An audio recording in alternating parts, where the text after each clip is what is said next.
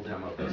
But I think what's important, and Andy spoke to this, is the course organizer. This is where, for a faculty member, this is where the rubber meets the road. So we'd like to take you through that and just show you what that course organizer looks like. And Andy? That's actually the first document in your packet. You'll want to take a peek at it.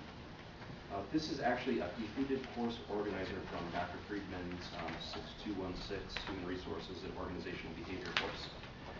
Dr. Friedman and I sat down, and then he eventually went through his existing syllabus and condensed the 14-week course into 7 weeks. You can see the individual sessions and how they were all created starting on page 5. And generally what the process has been is the faculty member starts to try to condense and organize their materials around 7 weeks, and then we sit down and look at the goals and objectives that they have for the students for that individual session. We look at, of course, the amount of time that students have to spend in an individual session too. It's amazing when you try to condense 2 weeks of a course into just 10 or 12 hours for a 2-credit class, what things are critical to meet those objectives and what things need to be cut away to make sure that it's condensed and targeted and still meeting all the rigor and requirements that the course needs to have. So in this particular first week, we have 2 main goals: developing familiarity with the core ideas of organizational theory and behavior, and linking organization theory to the requirement for HIT. So these readings from Mintzberg and Mary Jo Hatch, the lecture for this week that is about an hour in length, a group discussion, and then an individual writing assignment all lead to achieving those individual objectives.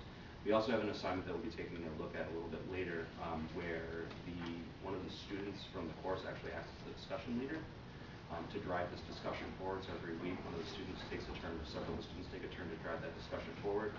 And also the students actually share their assignments with one another so that we get a class-style discussion going, or in class-style discussion going around the work that we've already provided. So whenever possible, we try to leverage the work that students do, put it up in the Blackboard, and then try to get some sort of interaction going on. So the narrative PowerPoint slide, that's just one file. Can students search that, or if they want to go back and review? We'll show you how that works. We use a great plugin called iSpring that takes a narrative PowerPoint and turns into more of a video style player, and we'll look at that just a little bit. So one thing online with a narrative PowerPoints is that you might have it broken down to certain sections, or even give a time, so you know how much time you're about to expect online, but that's really something you'll see more in the online version. I have to say also with the readings, when you have them listed out like this, and you think about the fact this is a 7-week course, it's really presented in front of you how much work you're about to give to the student. And so I know for myself, I've given extra information about the pages they should focus on. So I won't say these are the only pages you read, but I say focus your attention a little bit more on pages 5 through 10 in chapter 1, for example, because it just helps the students know what part of that chapter is the most important part, and without them coming back to you and asking about that.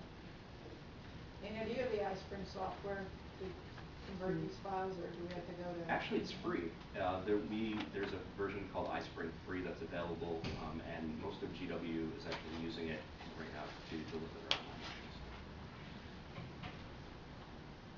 I think the part that's kind of new on here versus like a syllabus is that the activities in the assessment section of it.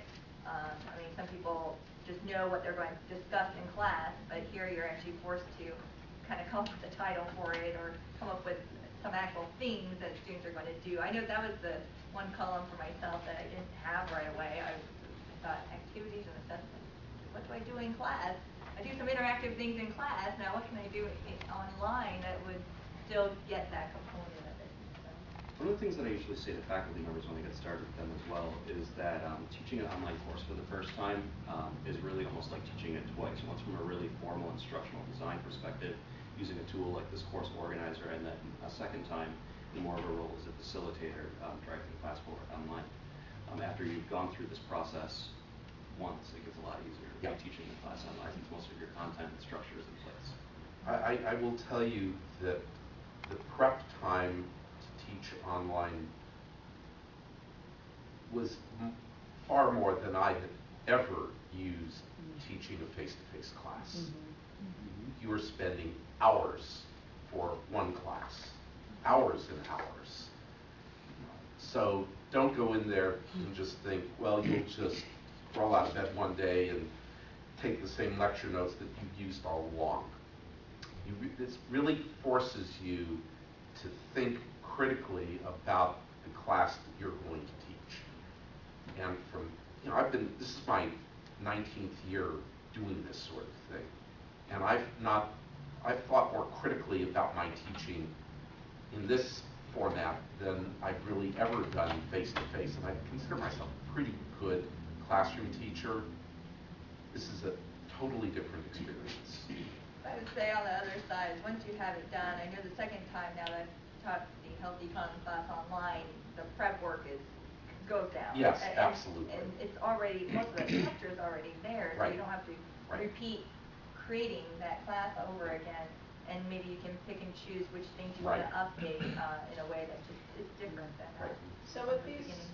narrated PowerPoints, if you second iteration, third iteration, you think, all right, I don't like that slide anymore, Mhm. can you edit? You don't Yes, have to you review the can. whole thing. No, you don't have to review the whole Sweet. thing. No. The only comment I think I might make about prep work is based on the size of your course. Because in the classroom, if you have 100 students, you can still adopt group activities or tweak your activities, but online your level of discussion activities needs to alter. And so it's a very different interaction because it's not a face-to-face interaction. And with 100 versus 20 students, it's really, really different. So do you put them in kind of discussion pods or something Mhm. like that? Yeah, Yes. yeah, so you That's do. exactly what we Quincy's do. gonna show us Yeah, that. we'll show you. What do you say we move on?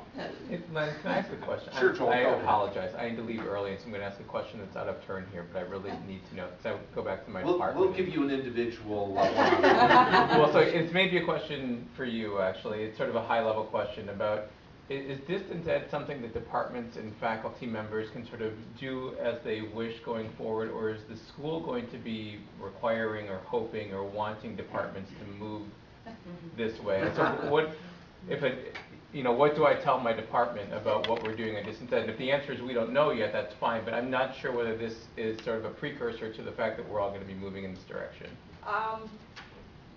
The faculty, the departments own the curriculum. Let me put that as the foundation. There's a lot of interest in doing things through distance ed, whether it's because global has tremendous stresses because they actually teach in different countries and faculty are going back and forth, or people want to expand their reach because we are capped for students. Some faculty are finding that it's fun. It's making them think about education in a different way. So there's a lot of ground interest on it. There is no plan at this point to say we're moving these 3 programs to distance education.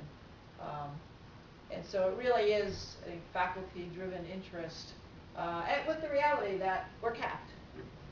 We can't grow programs like we did in the past. The university has hit its ceiling, and so we've got a 2-day strategic planning retreat coming up, and these are some of the issues that the faculty hopefully will bring up. How do we want to grow as a school? So it's enrichment, it's faculty driven.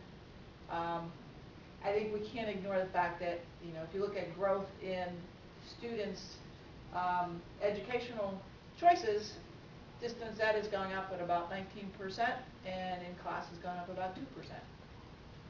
So you're getting a different learner as well. Thank you. That's helpful. Good.